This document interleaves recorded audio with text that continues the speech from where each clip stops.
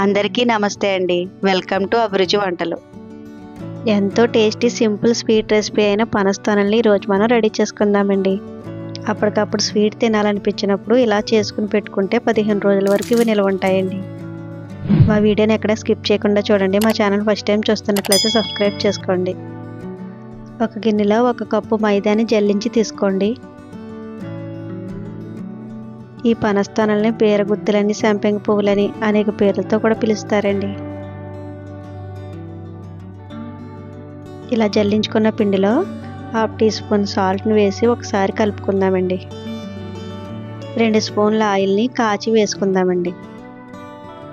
ఇలా వేడిగా ఉన్న ఆయిల్ వేయడం వల్ల మనకు పనస్తోనలు క్రిస్పీగా వస్తాయండి. ఆయిల్ వేడిగా ఉంటుంది కదా, 1 స్పూన్ కానీ గరిటెని కానీ తీసుకొని కలుపుకోవాలి. తర్వాత చేతితో కలుపుకొని ఇందులో కొంచెం కొంచెం వాటర్ని యాడ్ చేసుకుంటూ చపాతీ పిండి ముద్దలాగా తయారు చేసుకుందామండి. పిండి ముద్దను సాఫ్ట్గా ఉండేటట్టు కలుపుకుందామండి. పిండి ముద్ద పలచగా లేకుండా చూసుకోవాలండి, లేకపోతే ఆయిల్ ఎక్కువ పీలుస్తాయి. పిండి ముద్దను కలుపుకున్న తర్వాత దీని మీద మూత పెట్టుకుని 10 నిమిషాల పాటు పక్కన పెట్టుకుందాం. పిండి నానేలోపు దీనికి పంచదార పాకాన్ని సిద్ధం చేసుకుందామండి.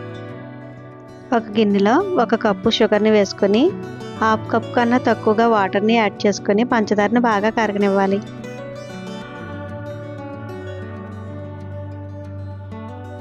ఒక స్పూన్తో కలుపుకుంటూ పంచదార కరిగే టైంలోనే 2 యాలకులను కూడా అందులో వేసుకుందామండి. పంచదార పూర్తిగా కరిగిన తర్వాత ఒక 5 నిమిషాలు బాగా మరగనివ్వాలండి. బాగా మరిగితే మనకి లేత తీగ పాకం వస్తుంది. పాకాన్ని ఒకసారి చెక్ చేసుకుని వీడియోలో చూపించిన విధంగా లేత తీగ పాకం వచ్చినప్పుడు స్టవ్ ఆఫ్ చేసుకుని మూత పెట్టుకొని పక్కన పెట్టుకుందాం. పిండి ముద్దను బాగా ప్రెస్ చేస్తూ 1 నిమిషం పాటు బాగా కలుపుకుందామండి. పిండి ముద్దని చపాతీ పీట మీద మైదా పిండిని చల్లుకొని ఇలా పొడవుగా రోల్ చేసుకుందామండి. ఇలా పొడవుగా రోల్ చేసుకున్నాం కదండి. ఇప్పుడు ఒక చాకుని తీసుకుని 1 ఇంచు మందంతో వీటిని కట్ చేసుకుందామండి. ఇలా కట్ చేసుకున్న పిండి ముద్దలన్నింటినీ ఒక్కొక్కటిగా తీసుకొని చపాతీ చేయడానికి వీలుగా ఇలా చేసుకుందామండి. పిండి ముద్దని బాల్స్గా రెడీ చేసుకుని కూడా చేసుకోవచ్చండి. ఇలా రెడీ చేసుకున్న పిండి ముద్దలోంచి ఒక పిండి ముద్దను తీసుకుని చపాతీ పీట పైన మైదా పిండిని అప్లై చేసుకుని పిండి ముద్దను వీలైనంత పలచగా రోల్ చేసుకోవాలండి. ఇలా రెడీ చేసుకున్న చపాతీ మీద మనం ఒక చాకుని తీసుకుని పైన కింద అంచుల్ని తాకకుండా చాకుతో ఇలా లైన్స్ని కట్ చేసుకోవాలండి. మనం రెడీ చేసుకున్న చపాతీకి ఎన్ని లైన్స్ అయితే వస్తాయో అన్ని లైన్స్ ఇలా కట్ చేసుకోవాలండి. చపాతీ మీద మైదాని అప్లై చేసుకోవాలండి. మైదాని అప్లై చేసిన తర్వాత వీడియోలో చూపిస్తున్న విధంగా దీన్ని రోల్ చేసుకోవాలి. ఇలా మైదాని అప్లై చేయడం వల్ల మనకి తొనలు అతుక్కోకుండా వస్తాయండి.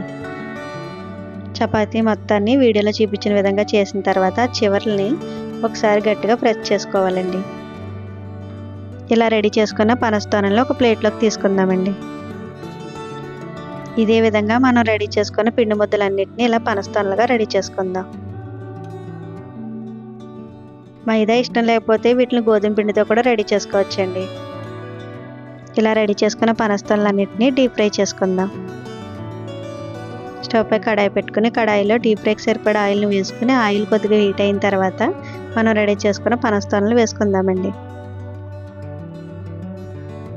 పనస్తోనలు వేయించేటప్పుడు ఆయిల్ని మరీ హీట్గా ఉండకూడదండి, గోరువెచ్చగా ఉంటే సరిపోతుంది. వేసిన వెంటనే గరిటె పెట్టకుండా 2 నిమిషాలు ఆగిన తర్వాత గరిటెతో 2 వైపులా వేగేలాగా కలుపుకుంటూ వేయించుకోవాలండి. ఇలా వేయించుకుని కూడా వీటిని తినేయచ్చండి. చాలా టేస్టీగా క్రిస్పీగా ఉంటాయి. ఇవి బాగా వేగి గోల్డెన్ కలర్ వచ్చిన తర్వాత వీటిని ప్లేట్లోకి తీసుకుందాం. మా వీడియో నచ్చితే ఒక లైక్ ఇవ్వండి ఫ్రెండ్స్. మీరు ఇచ్చే లైక్ మాకు చాలా బూస్టింగ్గా ఉంటుందండి. ఇదే విధంగా మిగతా వాటిని కూడా వేయించుకుందామండి. ఇలా వేయించుకున్న పనస్తోనల్ని ఒక ప్లేట్లోకి తీసుకుందామండి. ఇలా వేయించుకున్న పనస్తోనల్ని ఒక్కొక్కటిగా తీసుకుని మనం రెడీ చేసుకున్న పాకంలోని పూర్తిగా మునిగేలాగా ఒకసారి బాగా కలుపుకోవాలండి. పనస్తొనలకి పూర్తిగా పాకం పట్టేలాగా స్పూన్తో బాగా కలుపుకొని వెంటనే దీన్ని ఒక ప్లేట్లోకి తీసుకోవాలి. పనస్తొనల పాకంలో వేసేటప్పుడు పాకం ఖచ్చితంగా గోరువెచ్చగా ఉండాలండి. అంతేనండి, కరకరలాడే పనస్తొనలు రెడీ అయిపోయినాయి. మీరు కూడా ఇలా చేసి పెట్టండి, మీ పిల్లలు ఎంతో ఇష్టంగా తింటారు. మా వీడియో నచ్చితే లైక్ చేయండి, షేర్ చేయండి, సబ్స్క్రైబ్ చేసుకోండి. మీ అమూల్యమైన ఫీడ్బ్యాక్ని తెలియచేయండి.